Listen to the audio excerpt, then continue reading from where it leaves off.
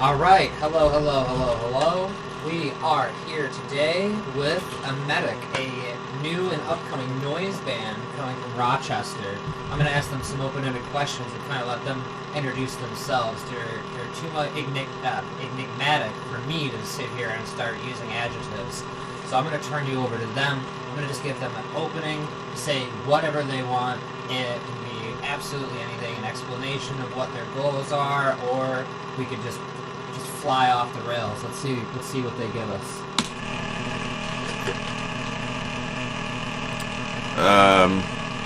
I've always wanted to be an artist, and now I am an artist. Thank you for watching my art. I guess some dreams do come true, but not enough. Socialism's cool. I like to disturb people because I am a disturbed person. I think that disturbing the right people is important. For sure. Alright, so now I know you have stage names of sorts, or aliases, however you want to choose to define those. Can you tell us what those are, and if there's any type of symbolic influence on how you chose that name, or any type of artistic reasoning on why you chose those names to be your stage name? I am SWAN. That is an acronym for Sound Waves Attacking Nothing. My first noise project was called Sound Waves Attacking Nothing. It's sort of it was sort of my answer to a noise artist that I looked up to that went by Waves Crashing Piano Chords, and it also sort of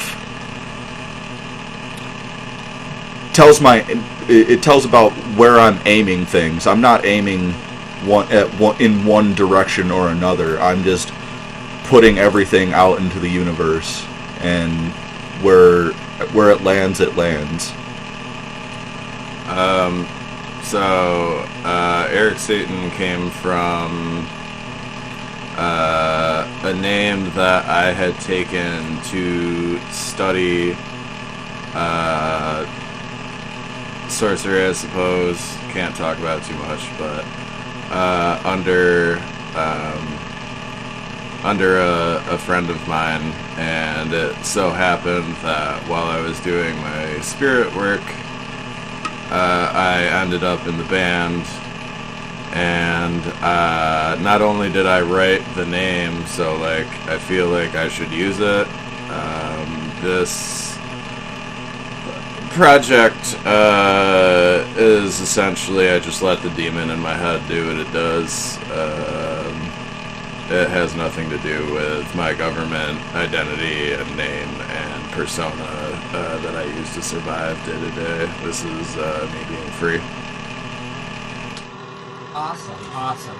So, is there anything that you're really trying to say with your music? I know that you've had 2 shows now, and I want to get into those at first. We have what was the first one? The Shutdown show, right? And then we have one at the ISO event. So let me just open with that first one, that first question there. What are you trying to say or do with the music? And then we'll run right into those other 2 about the 2 shows. I think a big part of our message is across the board anti-fascism. And that includes anti-racism, anti-transphobia, anti-homophobia, anti-capitalism, across the board anti-fascist message. We've also had 3 what are commonly conceptualized as shows. The first one we tried to set up in MLK Park, and we couldn't find power, which sucks because we had promoted that one. But we did find a venue for the first set, which has been uploaded to YouTube and also our Facebook. The Shutdown set was our second show. yeah, we were doing our thing. It was cool, and then it was so good that it was deemed illegal. I guess that's what happens in this free place, you know. Yeah, I freedom guess happened, and we had to we, shut the fuck up and we go were away. we were in a public park, and there were already people there, and our sound is very abrasive, very aggressive, and very loud, and it's not for not everyone is going to like it, and the people that were there did not like it, and about 10 minutes before our schedule, like the set was supposed to end, 2 officers Government came in agents. and shut us down. Asked if we had permits, and we did not. Yeah, and then we shot a video, right? That came after. Yep, the shutdown yep. stuff? That we shot a video for I think we called it "Fight for Freedom." That's also on the Dead Life Records YouTube channel. And the Facebook, And maybe yeah, it's on we've Facebook? definitely shared it to the Facebook page. Cool. And then our last show, which was allegedly at an IWW barbecue. I personally, I would play for the ISO, I guess, but that's not where we were, and that's not my flavor of shit personally. But it's okay. It's okay, I guess.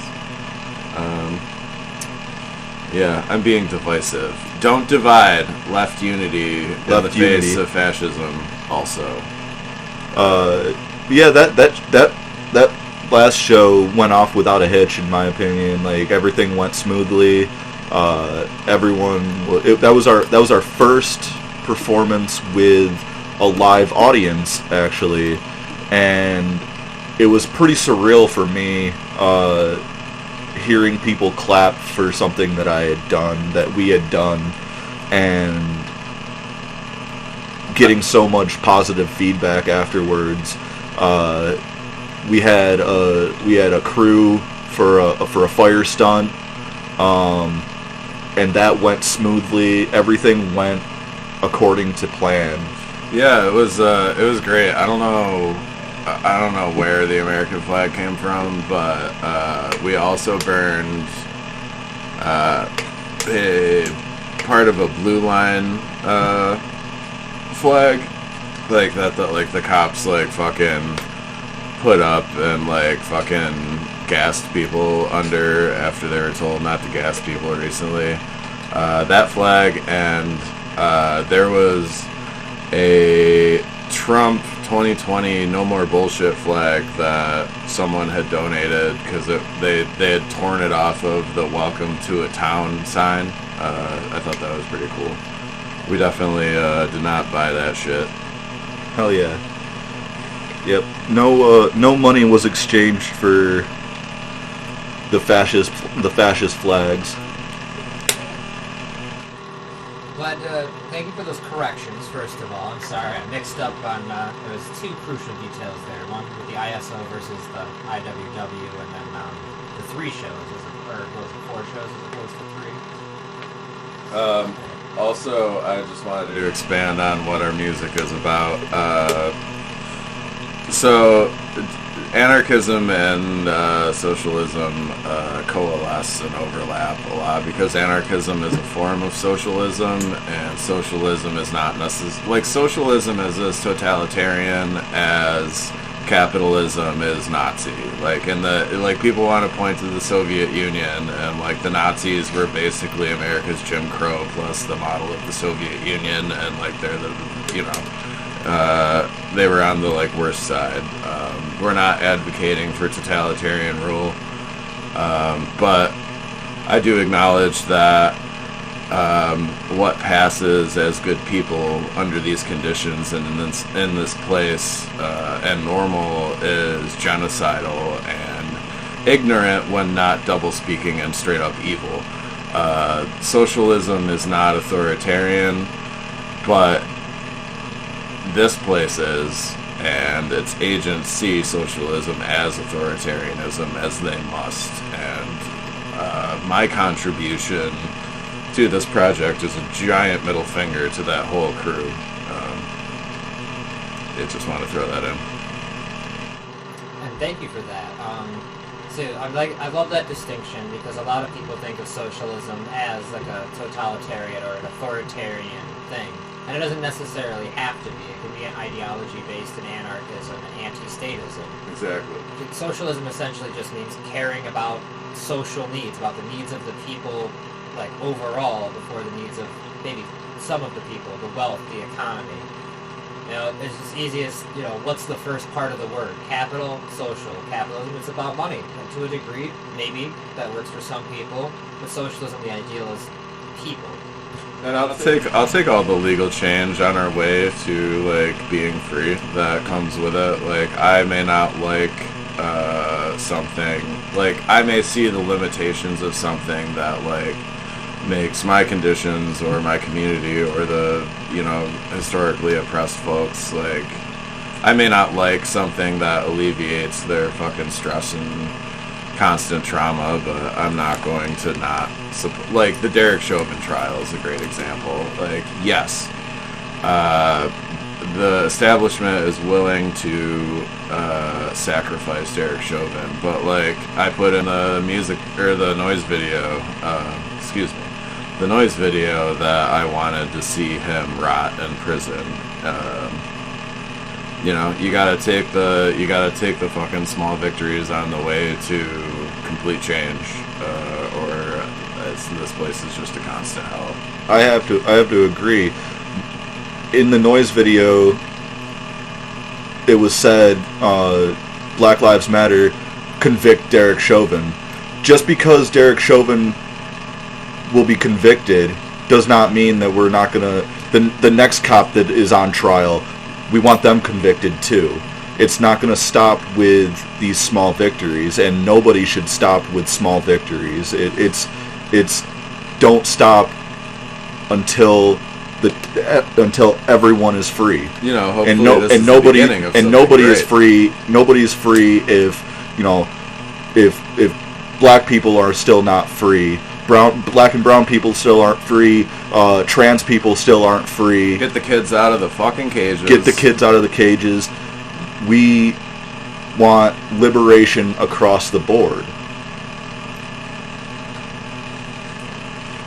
And that's that whole, it's about consistency, it seems. You know, you just want consistency. We want the law to be upheld almost just the way it's written, right? Like, it's not anything too crazy to be like, if you kill someone who's innocent, or if you kill someone who didn't need to die in general for any reason, like, then why would that not be punished? And it seems like the loophole that comes up is qualified immunity. That's the legal thing that gets in the way. I did a bit of work on this in an ethics class. Qualified immunity is what they call it when the police are allowed to do things in a split-second decision. And that's what validates their shooting people. Well, one of the biggest issues with qualified immunity, get this, down the line, I think it was in the 90s, they changed it so that qualified immunity is granted to any situation where there is not a previously citable case. And because of that, lawyers are able to nitpick tiny little details and things to say, well, it's not exactly the same.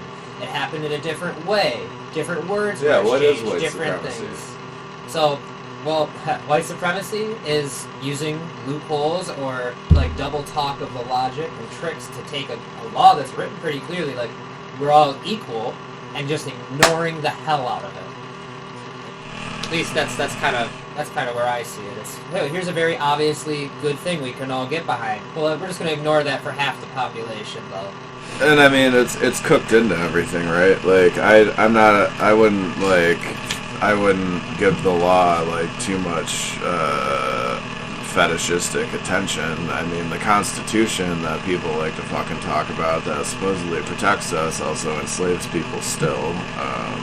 You know, like, there's a lot that there's total change needs to come and will and is happening. You can't stop it. You can't fucking kill us. Like, you can take these bodies, but we're not gonna die. They say it a lot in a lot of the protests that I've personally been to, that I've seen streamed across not just our country but across the world. You can't stop the revolution. you can't stop good things from happening. Bad things will be there, The human but spirit will be bad. good things will happen because you can't stop the revolution. The more When you try to... when people are oppressed, I'm sorry. No. When people are oppressed, they will get tired of being oppressed, and they will stand up and say, "You will not put your foot on my neck any longer." And that's what's happening. Not just here in America, but it's happening around the world. Look what's happening in Colombia. Look what's happening in India. People are tired of trying to prove their humanity. And the people with the boots on the fucking necks, the fucking Trump people, the fucking, like, white people who are concerned about their privilege going away, it's like you are mocking folks with the boots on their neck. Like, you're acting like the boots on your neck, but you're the fucking boot. Like, get the fuck out of the way, like, read a fucking book, you know, and that's the best option. Like, there's so many options for people like you under a regime that I run. Don't give me power, and I don't want it, because I can't imagine what would happen to you. You said one of my favorite things, though. You said read a book, and because that's something, you know, you actually have like an objective source you can work off of and discuss. So my Yes. follow-up to that is going to be, give me like 5 books you think everyone should read today for contemporary issues. I mean, we all should give some old classics a read to kind of, you know, see how they played out. But what do you think is most relevant today? Give me like 3 to 5 examples of what you think people should be reading to kind of get a good grasp on these issues as they're developing, to kind of see your side of things. You know, or as many as you want. Yeah. If you want to rail off 10 of them. I'm gonna say from the jump, As Black as Resistance. It's available from AK Press. That book, I actually, there was a line in the Noise video that I said that black people are easily killable, and some other things that came directly from that book, and I suggest that folks, like, if you care about anti-racism, that's like a fucking banger of a book. What was the Green Anarchist book that you let me borrow? Because that's a good read for people. Oh, too. Why Hope by Yep. John Zerzan. Yep, that's a good one. If you want to, so like, anarcho-primitivism might be, so obviously calling something primitive is problematic in and of itself, but I mean, look at where we live. So getting past that, I'm totally into the primitivist critique so that we can know how far we've come from nature, and it allows folks to really look at what we're doing with our technology. And I know that our technology keeps some people alive, so the critique is unpopular. I personally, when I'm really fucked up, I want to die. Like, I don't want to stay here forever, and I'm not going to take a million drugs and do the fucking techno this and that. So enjoy me while you got me, I guess. Yeah, it's a good read. It's a good read.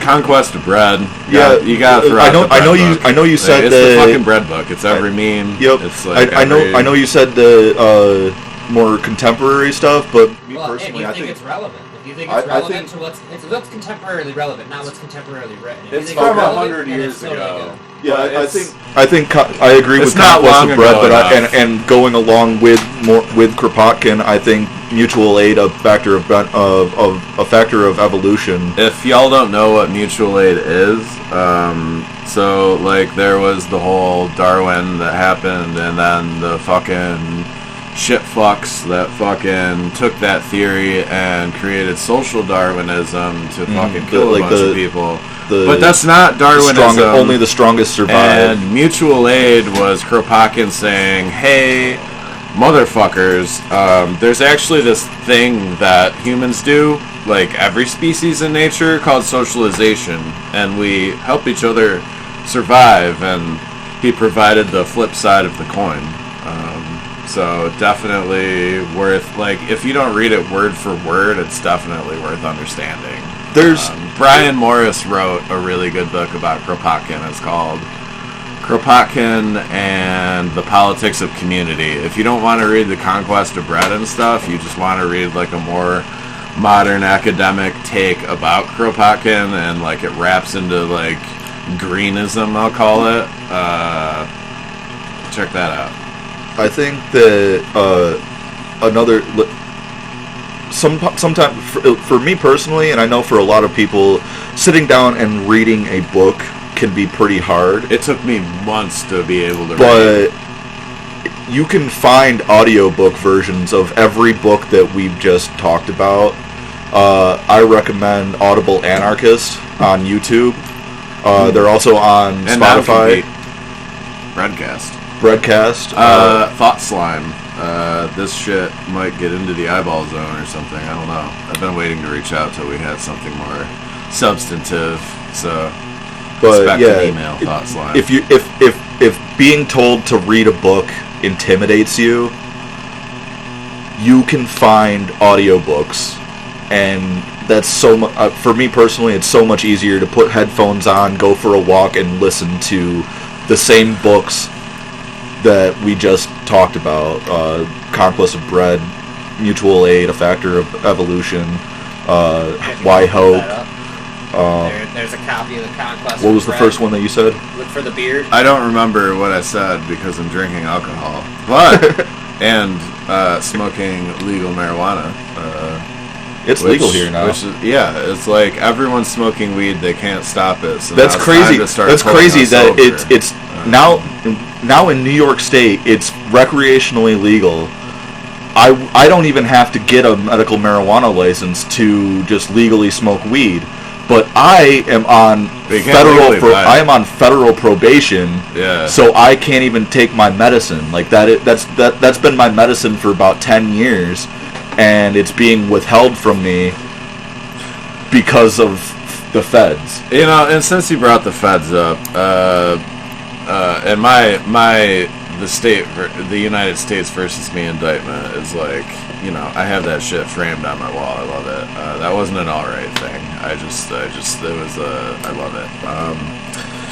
So, the feds tried to put me in prison for 75 years for being around some Starbucks windows coming down. But, like, the people, like, Derek Chauvin's looking at, I've heard, like, 30 years or something. Like, fucking, these fuckers that stormed the U.S. Capitol are looking at, like, 20 years or something. Like, motherfuckers tried to put me behind bars for 75 years for doing fucking nothing in the wrong place at the wrong time because I was on the wrong side, the fucking side of change and poor and working folk. This place is fucked, and that's also what my noise is about.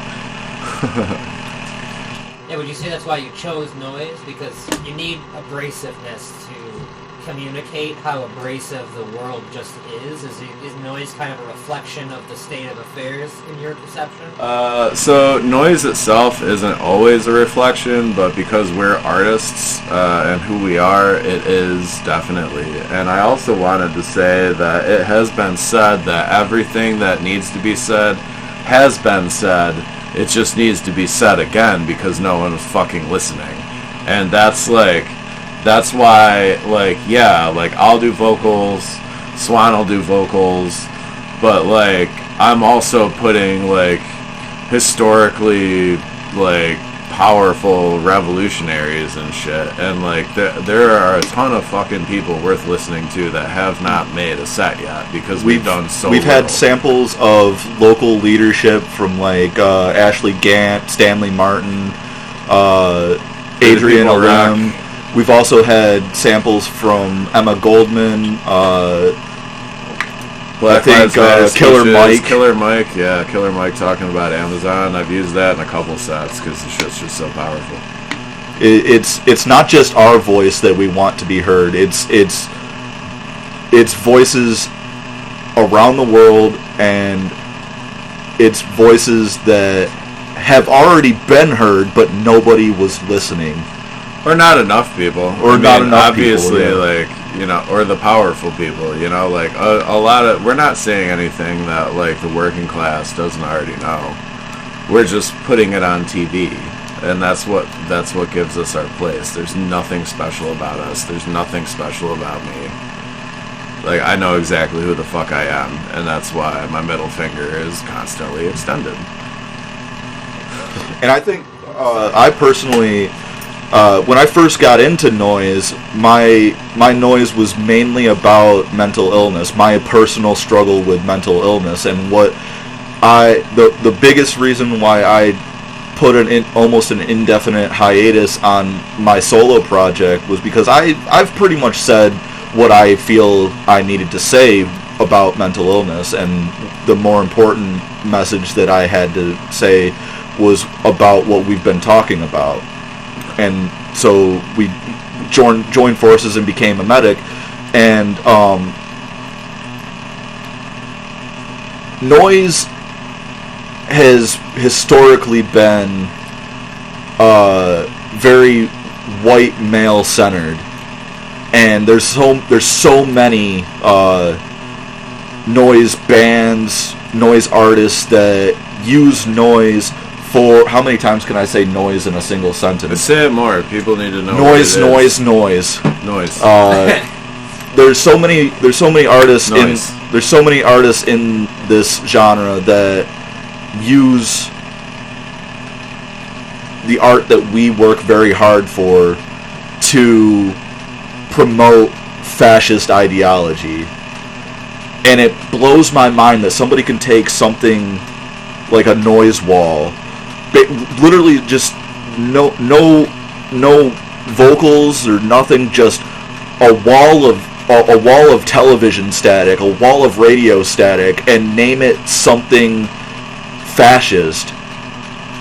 It blows my mind that people do that and can do that. So my personal reason for being a noise artist right now and doing what I do is because fascists infiltrate every good thing in this world and make it theirs, and I'm fucking taking this shit so back. So it is believable that they have noise. I'm a trans woman in the noise community, and I'll be goddamned if I let fascists win. That's what I like to hear. You can never let the fascists win, and they do invade everything. My big shtick is they invaded freaking black metal, and that's what They'll I think. have Pikachus too. Like, Yeah. you know, it doesn't, like, we have to maintain our own, we have to maintain the culture, and, like, we need an anti-fascist culture so that when they show up to shows, when they show up anywhere that people are having a good time, where, like, actual human beings congregate, they are crushed or exited, like, made to exit and then crushed in the street. Like, they, you know, I mean, it's what they want for us. It's what they get. Yeah, their entire existence is to end all of ours. You know, my life, not terrorism. Eric Satan's life, you know, Wesley's life. Like, their entire existence is violence, and our existence is resistance. And that's a message that we say, that I try to, when I do my vocal parts. Almost every time I'm on the mic, I try to say that our existence is resistance, and noise is resistance. Awesome. Real quick, I just wanted to share one of my favorite anarchist compilations that is mostly classic ones in here. A lot of these people go back really a long time ago. And one of them that's in here is Henry David Thoreau, and he was writing about how slavery was a socialist thing that he embraced. So I just want to throw that in. It's like a lot of people, when they want to say socialism's evil or something's bad, you got to take a really strong stance that slavery's okay then. Is kind of what I got out of that. So wait, say that one more time. Just saying that socialism by itself is bad as like a really big blanket statement, like a lot of conservatives do. Like saying that socialist writing leads to evil.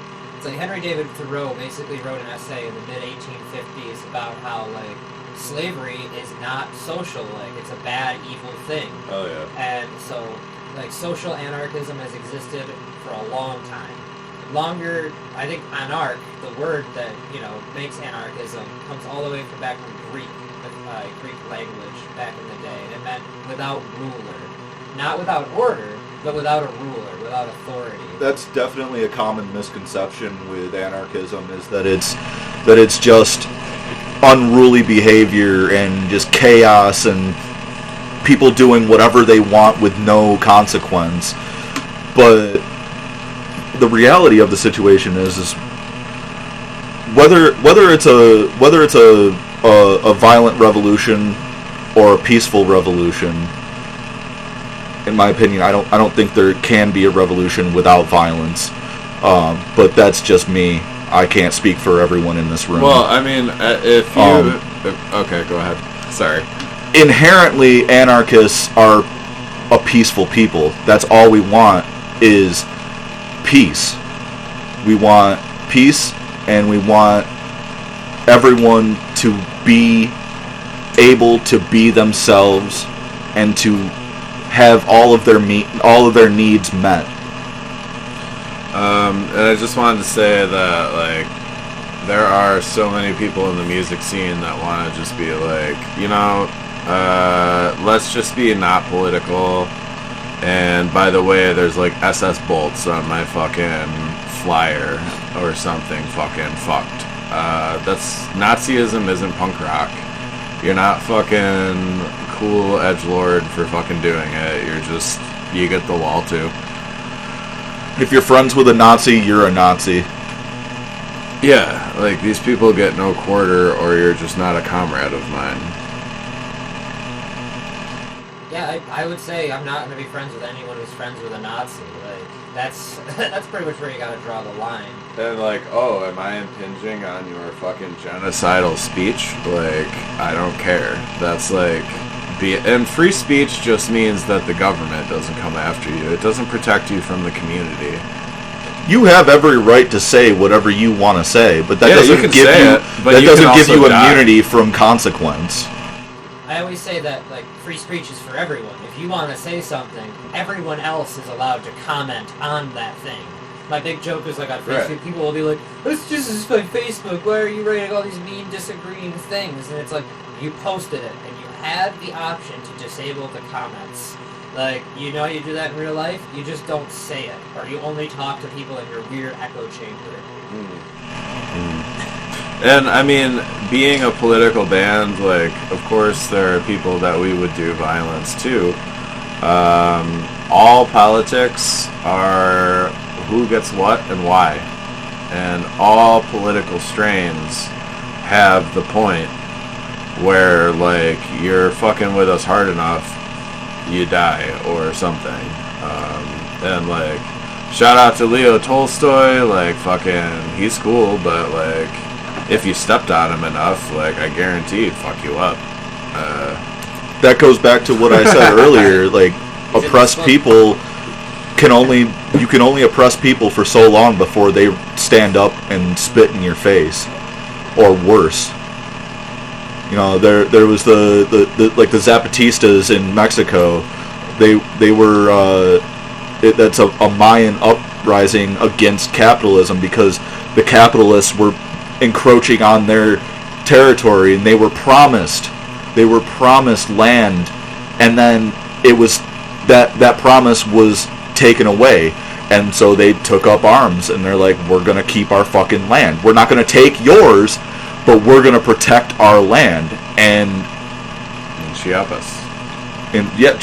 Chiapas. Viva la revolution, right? Yeah, absolutely. Alright, so I think we've covered a lot of ground here. I'm trying to think of anything else I could even really ask. We've gone farther than I even hoped. We've dug into some good things about the political philosophy. This has been pretty organic. Like, everything's just flowed. Yeah. I've been enjoying this. Yeah, so, this might happen again in some time. I like this show. I like the venue. I'm going to give you the floor to just give any closing statements that you'd like, any shout-outs, any references to your media that you want to get out there, just to kind of get that good old like, subscribe stuff going. The floor is yours, and then I'm going to do my own closing, and then we're out. definitely follow EMETIC on Facebook. That's EMETIC. EMETIC. Shout out to You'll know it's us. Genesee. You'll know it's us because we have a hanging Klansman making this shit happen.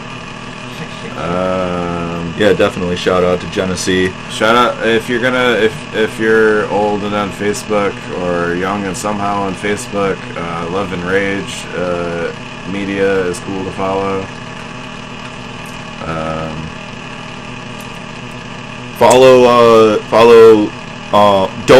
Donate to like local organizations like Rochester Black Pride, Free the People Rochester, Rock Food Not Bombs, Rock Food Relief. I mean, this is going worldwide, so support your local anti-fascist organizations. Absolutely. If this is worldwide, so worldwide. I don't care where you are. If you're in Bismarck, North Dakota, if you're in fucking Buenos Aires, Argentina, wherever you are in your local anti-fascist, your local anarchist groups. Know your enemy, know your friends. Know your enemy, know your friends. That's a good one. I just came up with that for this interview. Thank you. We're working on merch, so half of everything, half of every dollar we make, 50 cents, we're hanging on to it to accumulate into a decent donation to go to local orgs. So when we start dropping merch, like, please support us and also the local orgs that we care about, because we're not doing this for our fucking egos. That's why we're wearing these masks. That's why we're wearing these masks. We don't want you to. We don't want our personal lives to be inflated by this band will definitely lose me money over time. So Absolutely. You need to know the mask. Yes, and I am bound by these conditions. I've tried not making any money. It's just killing me. So I have to make some, and this is my face for you to love noise over. Also, if you are in western to central New York and you hear about any sort of white supremacist rallies, back the blue, things that, let us know and we will show up and counter protest them. No, we will give them a show. We will give them a show. So if you want to start a noise scene in your city, especially for this reason, if someone really deserves a show in your town, like a fascist speaking, you go to where their fucking permit ends with enough speakers, allegedly, I've heard this. You go to where their permit ends with enough speakers in the public, where the public can be, and then you perform your set. And hope it creates a great harmony between the fascists being drowned out and the noise that's happening. So we are interested in large, decadent venues for people with money to buy merch and support us and discover radical politics. But we are also a grassroots anti-fascist band looking for shows for people who desperately deserve them. So reach out either way. Merch coming. End of pitch. Yep. No. My last statement is noise is resistance. Yes. Alright, I'm going to give my outro, and then I'm going to turn the sound over to these two to give us a good sample of what they've been doing live. Kind of our own little tiny desk performance. Having Dawson eat your heart out. But all I would like to say is if you have anything you would like to say, if you have anything you'd like to respond to these two with, feel free to send the channel an email. If I think it's worth their time, I'll send it to them. Any hate speech or nonsense will go right in the trash, unless we want to track that person down. Yeah, if you're a bootlicking fuck, we will give your information to the people people who will find everything. Yeah, we Or will. we'll So show don't up do in it. front of your house and give you a show. Well, allegedly, I don't know. We'll see. But definitely giving people shows that deserve them 24/7. Yeah. Absolutely. When we're not at work.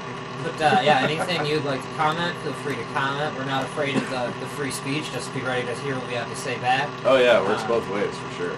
So, but yeah, like, comment, subscribe. If you've got something interesting that you would like to be shared or interviewed about, also send me an email. I'm always interested in collaborating. Other than that, I'm gonna just turn it over to these two and let them make some noise or make some resistance, depending on what context you're thinking in. Both at the same time.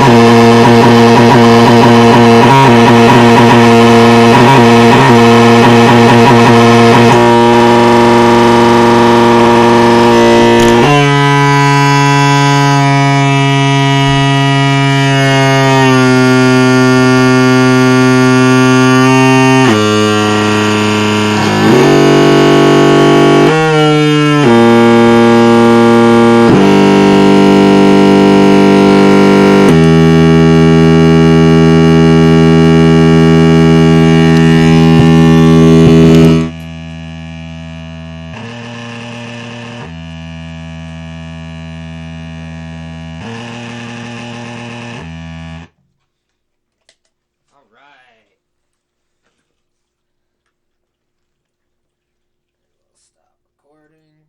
Cool, we're done.